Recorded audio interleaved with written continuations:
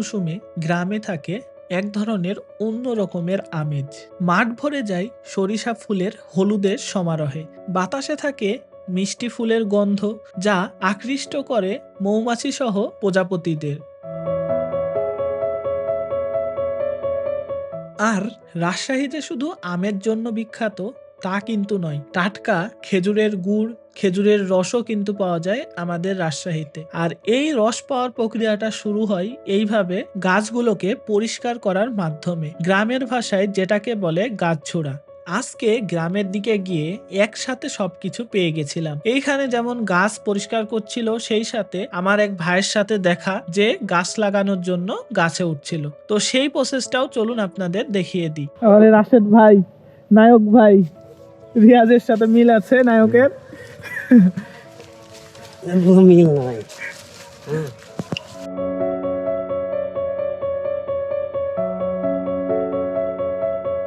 সবসময়ই খেজুর গাছ থেকে দু এক ফোঁটা করে রস পড়তেই থাকে। তো ভালো রসটা ধরা হয় যে দুপুরের সময় থেকে ভোর পর্যন্ত, পরের দিন ভোর পর্যন্ত যে রসটা আর কি হয় সেইটাকে। এখন দেখতে পাচ্ছেন যে গাছটা লাগিয়ে যাচ্ছে, হয়তো কাল ভোর হতে হতে এক কোর রস হয়ে যাবে গাছটা যদি ভালো হয়ে থাকে। কোর বলতে মাটির যেই পাত্রটা রস সংগ্রহ করার জন্য ব্যবহার করা হয় সেটাকে আর কি বলা হয়। তো একটি গাছ লাগানোর জন্য অনেক উপকরণই দরকার হয়। এইখানে দেখতে পাচ্ছেন আপনারা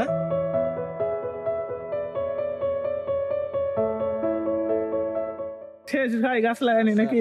আরো আছে, আরো 10। গাছ লাগাত ভাই কি কি লাগে একটু দেখান তো। যে চুন দিলেও হয়, না দিলেও তো হয় নাকি, যারা পছন্দ করে। একটু বাটালটা দেখি ভাই, বাটালটা দেখান তো।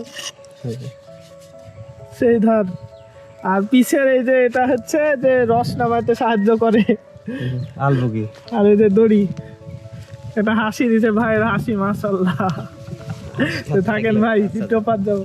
এইখানে একটা ছোট গাছ দেখলাম যেটাতে রস নেওয়ার জন্য আর কি কোর পেতে রাখা হয়েছে। তো এখন যেহেতু রসের দাম বেশি, মানে বললাম আপনাদের যে গুড়ের দাম বেশি, তো সেই কারণে এখন ছোট আর বড় কিছুই দেখা হচ্ছে না। আগে এইসব গাছে কোর পাতা হতো না, ন্যূনতম একটা হাইটের ওপরে হওয়ার পরে সেগুলাতে রস নেওয়ার জন্য কোর পাতা হতো। এই গাছটাতে দেখতে পাচ্ছেন যে এখন কোর পাতা আছে, গাছটা অনেকটাই ছোট। তো দেখতে পাচ্ছেন এইখানে এইভাবে গাছে রসগুলা পড়ে আর কি।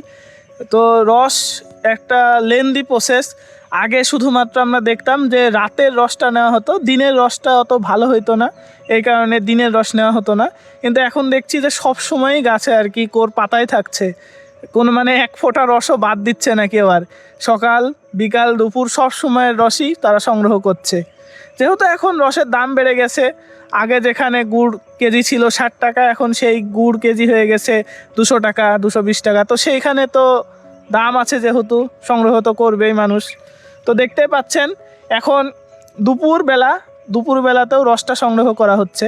এইভাবে রসগুলা সংগ্রহ করার পরে এই রসগুলোকে অনেকক্ষণ সময় ধরে জাল দেওয়ার পরে এগুলা গুড়ে পরিণত হয়। যদিও আপনাদের এই প্রসেসটা আরেকদিন দেখাবো হয়তো। আজকে আমি আমার বাড়ির দিকে আসছিলাম, তো দেখতে পাচ্ছি যে আমার এক ভাবি গুড় তৈরি করছিল। গুড় অলরেডি তৈরি করা হয়ে গেছিল, লাস্ট মুহূর্তে গুড়গুলোকে সব একসাথে মিক্স করে নিচ্ছিল আর কি, কালারটা ভালো হওয়ার জন্য। এই গুড়গুলাতে কিন্তু সেই রকমের কোনো কিছু মিক্স করা হয় না। দেখতেই পাচ্ছেন আসল খেজুরের রসের গুড়ের কেমন কালার হয়, কতটা সুন্দর হয় দেখতে।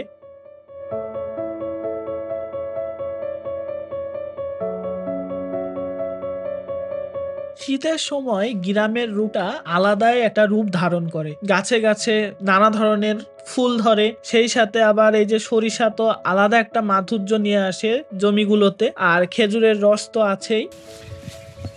গ্রামে বসবাসের একটা সুবিধা হচ্ছে যে প্রত্যেকটা ঋতুর একটা সুন্দর আমেজ পাওয়া যায়। যেমন এখন শীতের আমেজ, খেজুরের রস, তারপরে সরিষা, সব কিছু যেমন আমরা দেখতে পাচ্ছি এই গ্রামে আসে। শহরের মানুষগুলা কিন্তু এগুলা পাচ্ছে না। তো এই যে দুই চাচা ভাসতে আজকে চলে আসছিলাম দেখাই এই গ্রামের ফিল নিতে। তো ফিল নেওয়া শেষ, খেজুরের রস দেখলাম, গুড় দেখলাম, সরিষা দেখলাম। তো আজকের পুরা কি ভাইব কমপ্লিট। তো সবাই ভালো থাকবেন, সুস্থ থাকবেন। আর এইরকম গ্রাম বাংলার ভিডিও যদি আরও চান আমাকে জানাইতে পারেন। তো আজকের মতো ভিডিওটা এখানে শেষ করছি। দেখা হবে আবার পরের কোনো ভিডিওতে। আসসালামু আলাইকুম।